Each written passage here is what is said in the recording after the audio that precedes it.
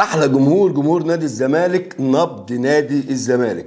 طبعا عندنا اخبار مهمه قوي هنتكلم فيها، ايقاف القيد وحله خلاص، ومشكله سبورتنج لشبونه، واهم مشكله الراعي ورعاه نادي الزمالك والخطوط الجويه القطريه والملايين.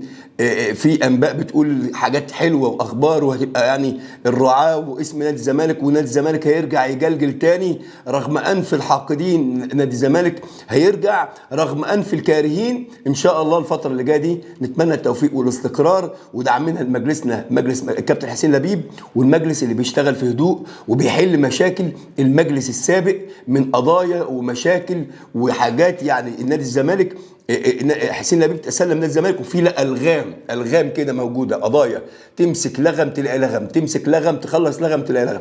ان شاء الله المجلس الحالي هيقدر يعني يطهر لنا نادي الزمالك الاهم من قضايا وايقاف القيد. وان شاء الله خلاص سمعنا انباء شبه مؤكده خلاص خلال ساعات سبورتنج لشبونه في طريقه للحل، ورجال الاعمال اللي هيدفعوا بقى ممدوح عباس ومين تاني، وشركه العدل مدحت العدل والناس الزملكاويه، خصوصا زي ما بقول نادي الزمالك رجع لاولاده. يمكن كان خلاص نادي الزمالك كان شبه احتل احتلالا كاملا، احتلال كامل في قناه نادي الزمالك. المنافقين المطبلاتيه يطلعوا يطبلوا ويتكلموا على الفرع الجديد اللي هو المعزتين والجرده للرمله وبس، وانجازات المبنيين، لكن ما نتكلمش في القضايا، ما نتكلمش في المشاكل، ما نتكلمش انت كم قضيه وكم مشيت مدرب وكم قضايا عليك، ما تتكلمش في الحاجات دي. فنادي الزمالك حاليا برئاسه كابتن حسين لبيب في الطريق انه يحل المشاكل دي كلها. وطبعا بيع زيزو، تجديد فتوح، الحاجات دي كلها اخبار نادي الزمالك بيتمنى تتحل. اللي انا بقوله يا جماعه شبه انباء مؤكده ان شاء الله خلال ساعات، مشكله سبورتنج لشبونه تشال، ويبقى عندك بقى يترفع عنك ايقاف القيد، وتقدر تجيب لعيبه وتقدر تشتري لعيبه.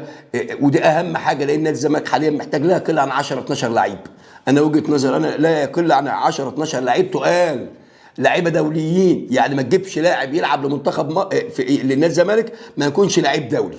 عايز تجيب لعيب دولي من غانا هاته، لعيب دولي من كوت ديفوار هاته، لعيب دولي من السنغال هاته، لعيبه كده وافارقه تقال ياكلوا كده، لعيبه تقيله، لعيبه تحدث التاثير وتحس بفرق، لعيبه محترفين. ابراهيم انضال اللي عنده فلات فوت وتسلخات ده مش عايزينه. سامسونج اكينولا مع انه كان مشروع لعيب بس خلاص اتفق يمشي. تجيب لك لعيبه كده حلوه.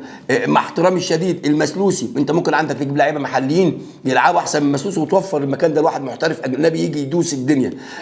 محتاج مدافعين، عندك ان شاء الله مع عوده الونش حسام عبد المجيد يخس ويرجع لمستواه. تجيب باك رايت حلو من الدوري، تجيب عندك باك ليفت، عندك كمان محمود صابر ومحمود والشحات. يا جماعه دول انت لو جبتهم في نص ملعبك برضه ضربه قويه. سمعنا ان سيف جعفر عايز يرجع، سيف فاروق جعفر، ودي يعني حاجه كويسه ان اللعيبه ترجع. اللعيبه كانت هربوا، يعني انت لو امام عاشور، لو المستشار مرتضى منصور مش موجود كان رجع. اللعيبه اللي مشيت دي كلها الحلوه دي كان والمجلس الحالي ما كانش حد من دول مشي، بالعكس اللعيبه كانت بتطفش. في وقت من الاوقات نادي الزمالك كان طارد لاي نجم، اي حد تيجي تقول تلعب لانبي ولا نادي الزمالك على طول يلعب لانبي. ليه؟ لان نادي الزمالك كان كله مشاكل. نادي الزمالك اتصدر للاعلام المشاكل، وفعلا تفتح قناتك تلاقي ان انت مليون مشكله. المهم عندنا هنتكلم طبعا الخطوط الجويه القطريه، في انباء ان هي هتبقى راعي من اهم رعاه نادي الزمالك، وطبعا دي هتبقى بالملايين، وده هتبقى فايده كبيره جدا لنادي الزمالك. هيبقى عندك فلوس ودعم مادي قوي جدا جدا، تقدر تجيب لعيبه وتقدر تعمل صفقات وتقدر تنافس بقى، ويرجع اسمك الكبير زي ما كان، وترجع تلعب على افريقيا وتدوس على الكبير والصغير، ويرجع اسمك تاني بالكوره. يا جماعه خلي بالك لما بتكلم تدوس مش قله ادب، احنا بنتكلم كوره، احترامنا للجميع، احترامنا للجميع. احنا بنتكلم باللهجه اللي هي الكوره، يعني تكسب وتدوس على اي حد، لكن احترامنا للناس كلها كاشخاص وكانديه. الفكره ان كوره، فطبعا لازم نتكلم ان شاء الله. وانت كمان جاي لك زيزو، بيع زيزو. ايه اللي يمنع لما تبيع زيزو؟ بيع زيزو يا عم بمبلغ كبير، بس اتقل شويه عشان الشباب يدفع لك مبلغ كبير، مش يترمي لك اي مبلغ بالنسبه لنا كبير لكن بالنسبه لهم ولا حاجه عشوه. فانت لا تقل، وصل مبلغك المبلغ كبير، هيبقى معاك في ملايين، تقدر تجيب لعيبه محليين، تقدر تجيب تتعاقد مع بعض اللعيبه، تقدر تخلص بعض القضايا. يبقى انت امورك كده في ايه؟ في السيف سايد. وعندك دورتين وديتين هتلعبهم في الامارات في ابو ظبي وواحده في دبي، يعني امورك زي الفل. انت معاك وقت 10 على 10، وقت 10/10 انك انت تجيب لعيبه، و10/10 انك تجيب مدرب، و10/10 انك تعمل لائحه قويه، 10/10 انك انت تنظف القناه وتجيب قناه ناس تتكلم مش اصحاب مصالح.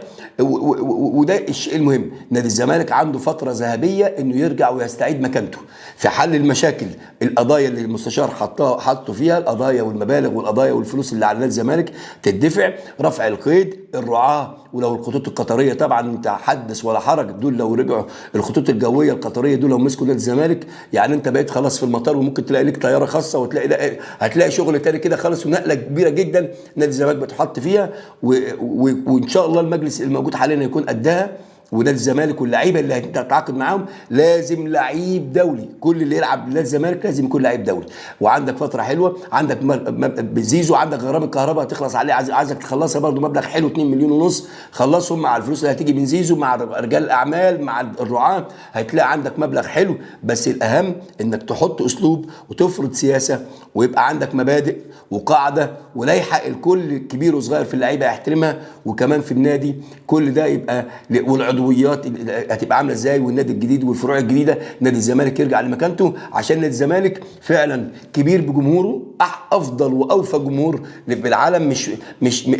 مش كلمه وفاء بس بتتقال، لا ده جمهور نادي الزمالك ده عظيم. جمهور يعني ايه فاهم يعني ايه كوره، جمهور نادي الزمالك يعني ايه فاهم يعني ايه خساره، جمهور نادي الزمالك فاهم يعني ايه اقف جنب فرقتي في الزنقه وفي المحن. نادي الزمالك بالعكس جمهوره اوفى جمهور في العالم. فتره من الفترات 10 سنين نادي الزمالك لما بطوله وكان ممكن ينزل في وقت من الاوقات، لكن جمهوره هو ده العظيم اللي بيحب الكيان، بيحبه علشان يكسب مش بيحبه عشان بيكسب، وهو ده فاهم يعني ايه مكسب ويعني ايه خساره ويعني ايه اخسر.